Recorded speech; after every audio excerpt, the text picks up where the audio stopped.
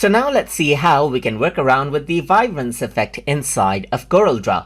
So in order to go ahead and work around with the Vibrance effect, first of all, I'm going to go around onto the File menu and then click on Import right here.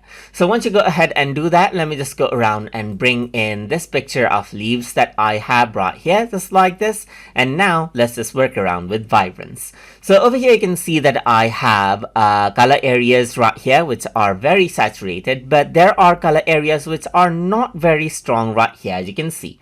So in order to work around with Vibrance, you can go around over here on to, let's say for example, effects, and then go to adjust right here, and here you can see that Vibrance is an option.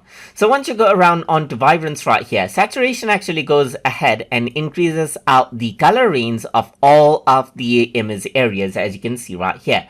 But with Vibrance, what happens is that it doesn't affect the saturated areas, but these areas without much color already. So you can see that as I bring this down or up right here, as I bring this down, you can see that it does not affect this area much, but the area with the less colors. And as I bring the Vibrance up, you can see that the less saturated areas becomes more saturated, while this saturated area just stays as it is. So you can work around with saturation right here to balance it out right here and get more color out of it.